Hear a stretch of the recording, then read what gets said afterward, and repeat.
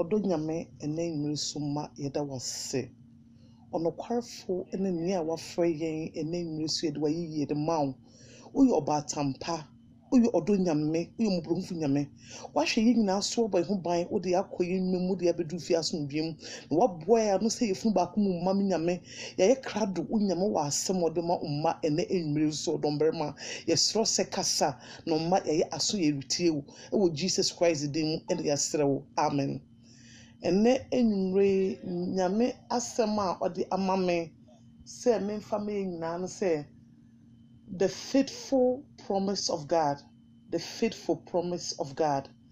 Me title no the faithful promise of God. Na me first reading no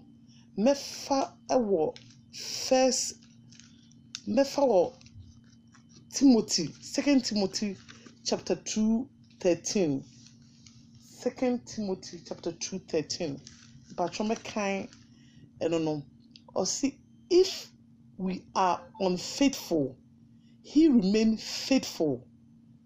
for he cannot deny who he is. Na mesa aka me second reading so 1 Thessalonians chapter 5 verses 24. And also no catch where say God will make this happen, for he who calls you is faithful. Amen. Third reading to be Deuteronomy chapter 7 verse 9. Deuteronomy chapter 7 verse 9. Understand, therefore, that the Lord your God is indeed God. He is faithful, God who keeps his covenant for 1,000 generations and lavishes his unfailing love on those who love him and obey his commandment. Amen. The fourth reading will be in Genesis chapter 28 verse 15. What more? I am with you, and I will protect you wherever you go. One day I will bring you back to this land. I will not leave you until I have finished giving you everything I have promised you. Amen. And then nyame enhire yin na wose wala isu ene na nyame ahye yambo bebre e won ne twrosemu en twrosem a nyame yekenkan wo Bible mu ene ye kire se onyame no so no obetimi ayama yen enyi ya hoden enyi nyansa na edebeye se ye hwe ye last read ye kasa efa ye nuabarema Jacob ho Jacob wadada ne papa eni onuabarema Esau na odwane fi wo monchen akọ ne ofa Laban enchen over 400 miles free Bathsheba bia no mote no na okọ Haram akọtena no ofa nchen esan se na ni nua Esau enwinwi se okun se ne papa wu no sie na onua Jacob so bekunu na Jacob ne maame Rebecca tesa no odi ayimuhihie eka kire ne ba no se onsolun free Bathsheba no nkọ no ofa Laban honom na wei ema nyame ofree ebusuanu mu no ono nko ana na onam na all to so akwentu a 400 miles enyamu kan say back then no that time no na kai ni honom na airplane honom na efu ponko na omo de omo etu kwan na si ye kai trosem krapo na enchire se na Jacob not efu ponko biara so na no onam fom for 400 miles yen ho 400 miles no onam fom na when na odu Bethel na ade asa e na ofa ebo e na odi ne tutu so na odi ne tutu so no e na ohun se esoro ebue na nyame abofo efro steps every esoro eba asase so anom na nyame eda ne wedi che e no se mini Abraham mini papa Isaac nyankopon me shirawo me se me ye unshira say nshira na nyame e ka che Jacob no na nye Jacob na bra bibi no abo enti na nyame e shira that time no na mom ni nyame bohye asema waka che na Abraham so be shira no no de sa mpotemu nyina be mom no enti na nyame e si ni so edi akyere no na nyame ansi eso amfa nkyere Jacob till say Jacob efri ebusuanum no aka ono nko a en eso ebue akyere no enyan me ola eso eto de bia nyame pese yete wo ye ho efri wiase eni wiase akono eni wiase niema ho ni jedi ye ho yetu ho si ho no e mo no nyankopon nko a nye ye na onu nyame epese o kyere se ye enyan Jacob free fia o te no free ebusua ho no ansa na eso ebue kyere no eto de bia e bia ahokyere bi mo a yebeko jida eni betumi sugu nyankopon so ni nyankopon sa ampa ye de akoma ebe esu egu no so enu na osuru etubue na etie yen enuanom separation eba Jacob enu na busu nti na osuru ye de ebue ma no na sa boshen se nyame de ma no better home no ode oye mochuwa ede olive oil gusu e dedicate ma nyankopon eno ka che nyame se onyame ampa uno so be shira mo ho ban na so ode me ko no de me ba asundwi mu a na me nya bia me mbupem du e de amon na de adawase Jacob ene nyame anya asa apamwe na enyo no nko na ka eye sa adewe ye kai se na Abraham emra be fa no fa se Lot na ahemfo no bi de ko ye nyame rescue na omo ba back no Melchizedek ebaye na obe man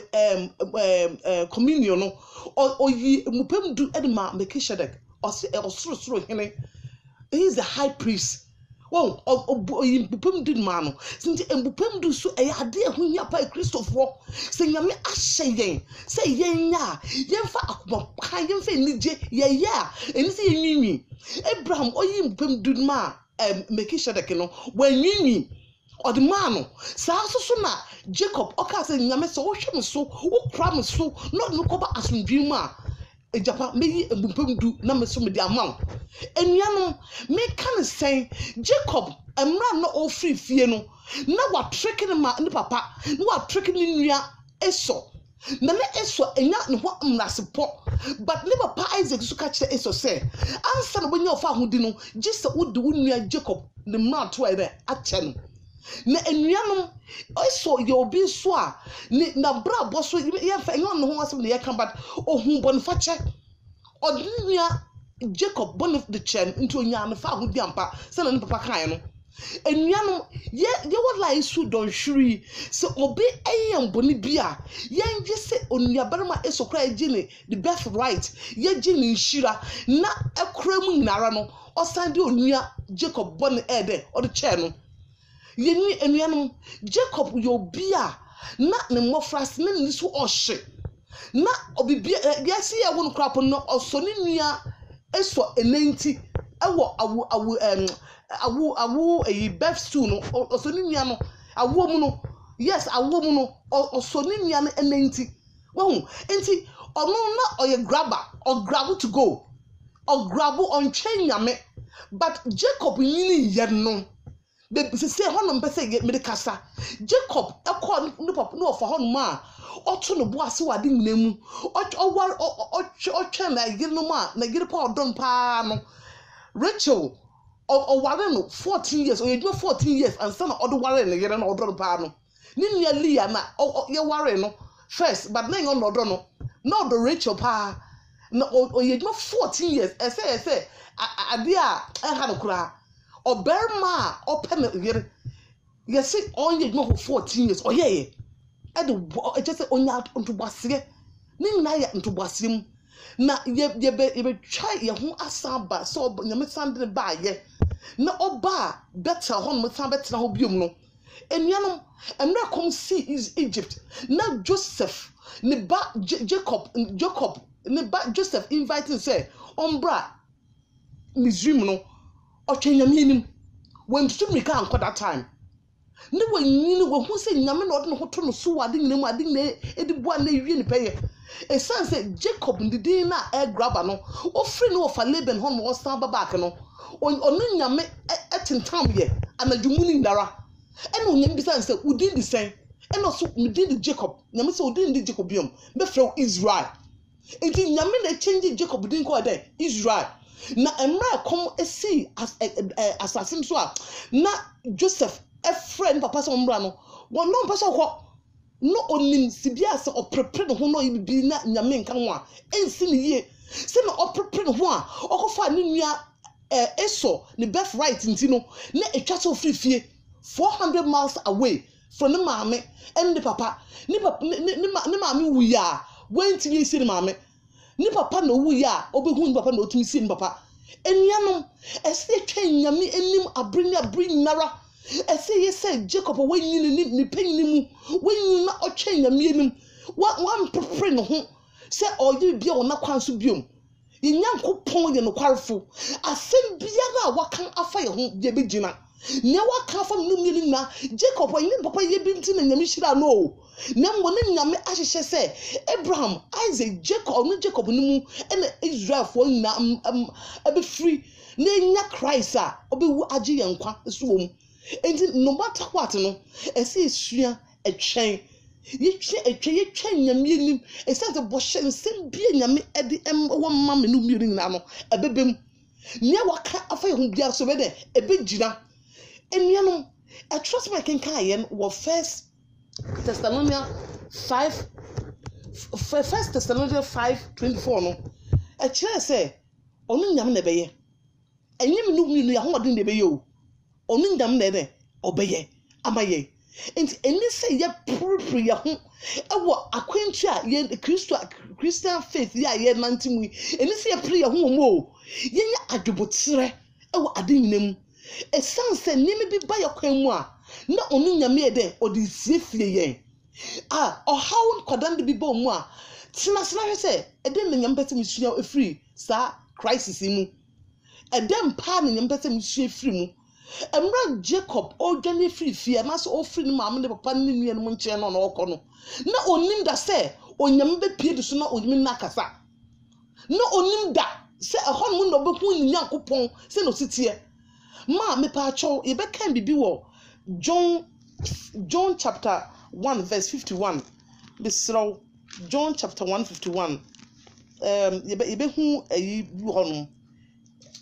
sesia John 1:51 yeah nyame kire Jacob na okọ odwane kọ ne wofa ne hon nche no o se sa so bebe na mbo hu mi Jesus Christ se esro ebue ama mu se abofo e de e bie fu san me na my bridge between me and other someone me papa Nyankopon when or patchere say enomo no Christ nkuto so ene betumi akyere osoro ahemem honom ni mo je bia wo be hwegu asase so ama na adwan na nwumie no ama na atoye abode no sa moja no nkuto ne be metumi adu wa egya ne nchen enti Jesus Christ the Jacob asem no cry there eye mfanto e wo sa John 1:51 de kire say enomo no Jesus Christ so ene yin ne be hu hye osoro ahemem Jacob dey promise in Kenya ene nimpotem nyala but Jesus Christ don or promise me no me no heaven baby a yemfa yensensi oso okọ akosiesie ho amaye na so owie ba fa akọ ne nchen enuan we sa promise we Jesus a promise no kware trodo na de biara anim ese ye gini di se asem waka no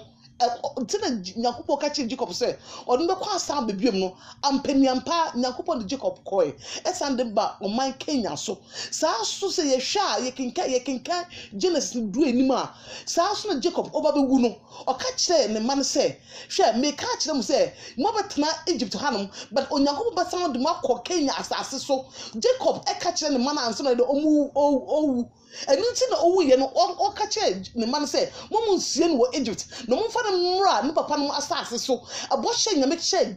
ni papa Abraham Isaac ene onu emu no nyame bedi sa abohye no so enti na mra Joseph no so ewu Egypt no o se ni woni nyame eyi mu free Egypt man mu hanu a mo ko mo fa me dompe eni mochi emfa nko na mo ko sie me ewo Kenya asase so enuanom ese omo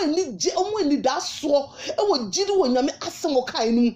enuanom etwa se ye nyina ye kenka trosem na ye nye gidie wo nyame asem ya kan nu anase bo hyensem o ka kire o nsem no ye gitum prakope ye nya doubt bia we etim ne nyame aka biara obema abem ne nyame ahye biara ebegina ye hwed from Genesis to Revelation asem bia nyame da na di no ebe mu trodo ne yebe ya ama nyame asem atwentwen so no eye menu mienu choices I make ene ma nyame bo hyensem waka kire no ebe twentwen so na se bo hyensem be mu ntentem a na gina menu mienu ne ye enti na bo hyensem so be de eba ntentem enti so onyame ka asem de kira yen na ebia enye 1 year from now na ebe mu enye 2 years but ebia 10 years from now ene bebe mu enyan yen jindi se nyame aka nkuto de ebe de ebebe mu oh wakano ebebe mu oh onyame wakano ebebe mu onyame akase obe shiraye no obe shiraye amaya ye shira onyame akase obe shiraye ya ampa ibe nshira enya asase si onkuto nshira o na mum osurusuru nshira obema yen ohwe yenhwe ya dabidi wo soro ehom na aboa bi entimi enkodi ehom na owifu bi entimi bewia sa eni jensam ese yesom dendenden esanse nyame bochim se bi waka afa menu bia no ebebem ebegina ya ji Yesu Kristo edi nkuto die enuanom ye tu sa namui wo no kwalmu ni kronkron yemu ye mmompa se onyame ma ekoyi koduro honhom ye nko sa okoi enkoye nim ni nya ho na sam so ni no kware nkyere ye ho ye nhirehira ye ho ye encourage ye ho sa kwantwe ye tui ye bedu fie esanse ne bo hyense odi amaye no oh understand the biarada onyame mbohyemsem waka akire yen enhiransem waka akire yen minuanom se edi nasem so ne ye nasem yefo a be se enhiran ne wom bia be minumienu de yeni had mo kra se na Abraham ewu akọ Isaac ewu akọ na enhiran be gina Jacob so no saa so na se yeni akrapo na yeyemma yenenanom yenna kanso anom ebe be di se enhiran no esan se gina ho manyankopon ne nyankopon so onu so esanse obuena no a on to be reverse ntino obuena no na ne nhiransem no ebegu ye no ye maso se ne kai wo Deuteronomy 7 honom no onyame ehira thousands generation. Just imagine when ya na bia when ye bebre minum ye bebre wasase so 120 years I use 125 years yakwa echire no almost thousands generation you know sumunyame na binyame dia chance bia sey no sumuna ye ni ye enhira na endi nkwanchen o umma eno umma ebidutu umma na mu esiwu so diem esans wa chiro munyame akwan ye nyina e wala yesu edi nyame akwan chire ye mofra enuanom say enhira na nyame edi ehira ye no yesu ebede ebenyi mu chefa esans mimiti ho mu se amene mo ka say mi papa no oyo asor penyi on the omame hu se na Christ esuba ititie on nye bi se na sim se pe na nkrofo awaresem na mehu so bi bedi maame no papa awaresem da de bia na nkrofo de on waresem ba ema onu ede e cancel won enti sa adum ya memfa se nyame ede adum me no mehia first na o papa nsem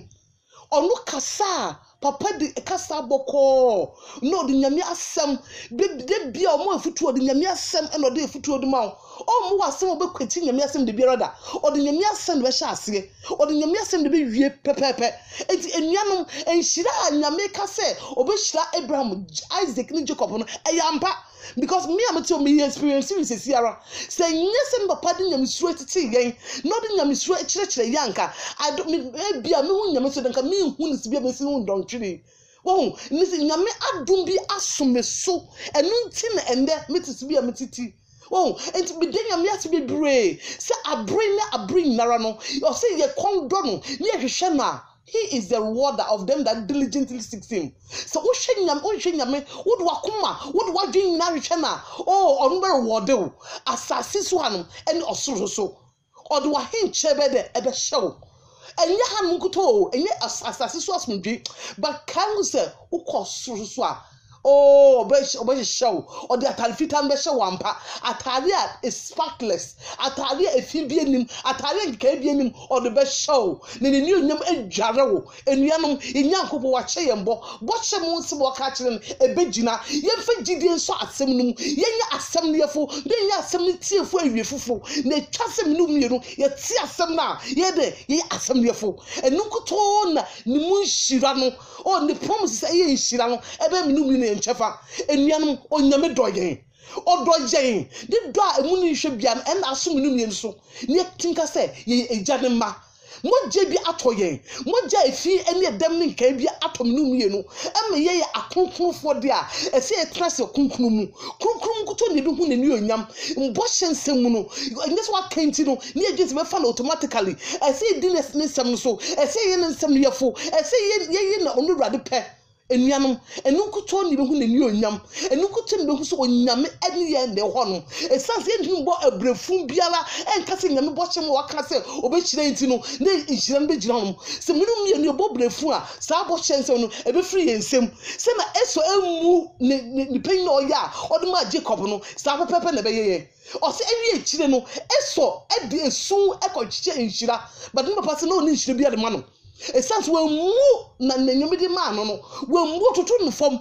we tutu no fom nti enuanom nyame aka so be hyira ya ese ye hwe ne boss enhyira na oka akire me no mie no ho ban na echiefo maso aba abenye se enhyira ne bi we eno susu nyame odo ma me enanwumre se me mfa ma nyina e wo Jesus Christ na idrindimu amen.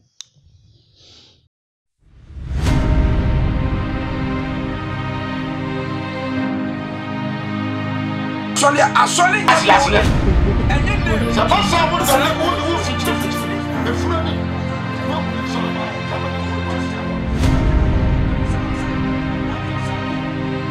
Audio Jungle.